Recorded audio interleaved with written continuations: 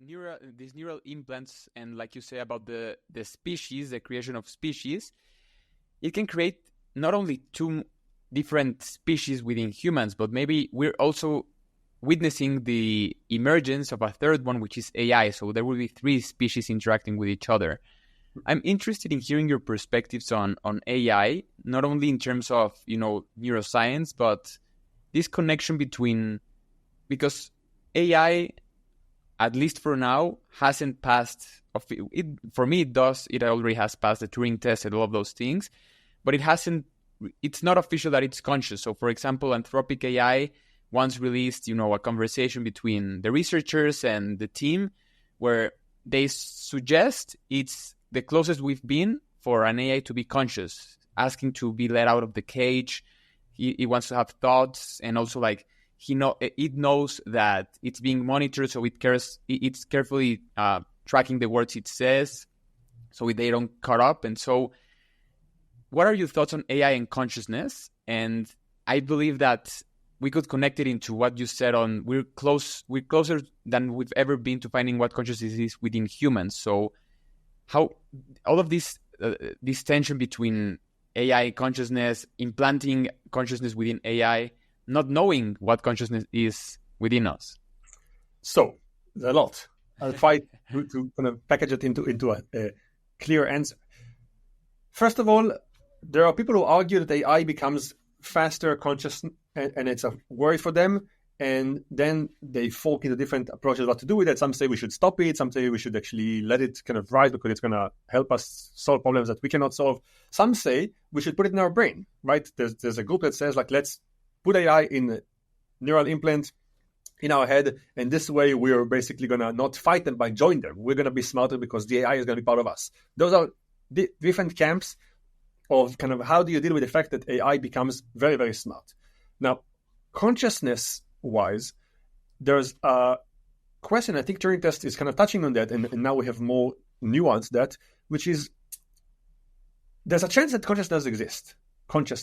There's a chance that we're just a machine that is able to manifest things that seem so robust that we think of consciousness. Like we don't really know that others are conscious. We don't really know that we are. We can imagine creating a robot and giving it all the things that you spoke about, Anthropic AI, like the ability to say, don't turn me off, and I want to be free, and it becoming more and more kind of human in how it speaks, that it's enough for us to say it's conscious. Like all we need for us to assign or attribute consciousness to someone is a variety of kind of sentences that sound right for it to believe. Like you talk to me right now via a video conference. You don't know anything, that you believe I'm conscious, I assume. And all you have is a bunch of photons coming from your screen that correspond to images here. It's not obvious that it's not a machine generating the entire video for you, it's a smart one at me. And it's not obvious even that it's not a machine, it's real, that I'm not a robot. Right? I'm a robot that actually, like, it's a real thing. It's not a video deep fake, but the reality of it is that I'm going to open my hand and there's going to be wires coming out. We don't know that. We assume that because the answers we get seem like they're so kind of thoughtful and they're improvised. And there are a lot of like hand gestures, like you nod your head and I smile when you smile. And we decide that we have a lot of codes of conduct. There are a lot of things happen that are enough for us to say, we don't know that someone is conscious. We just think we are.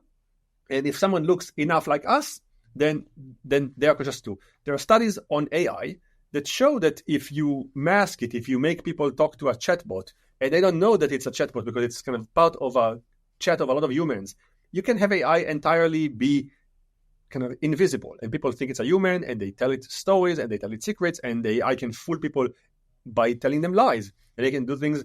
And the same way, a lot of conversations right now happen on video conferences or on chat or text across the world. Dating, which is kind of a very intimate thing, sometimes happens for the first 10 meetings on a Tinder chat before you actually meet them in person. All of those things machines can do and hack it entirely so it would be fooling us. In a way, we're moving, in my mind, from what was an attention economy to intimacy economy. The thing that machines and companies learned how to hack in the last 10 years was our attention.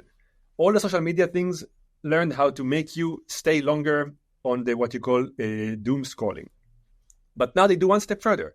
They hack into your Tinder chat and into your video conference and into your customer service calls, and you don't know yet if it's a human on the other side or not. And they're getting better and better in making a machine seem like human.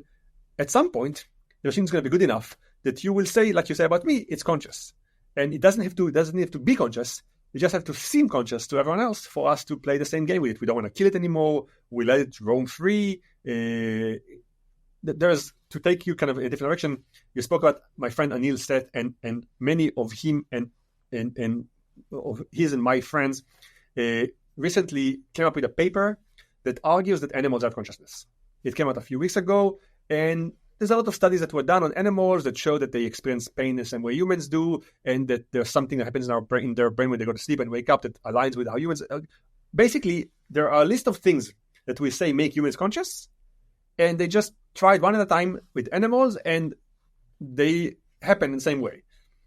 Kind of makes it hard for us to say, okay, why do we keep killing them? Why do we keep eating them? And it's a tough conversation. It didn't change anything in a lot of people's mind, including me, in that we still let the entire kind of world operate the same way it operates.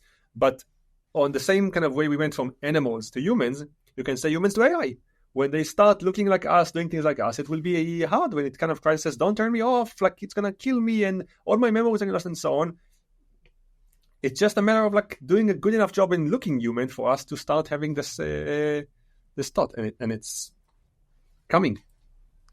It's coming fast and faster than we think, Moran.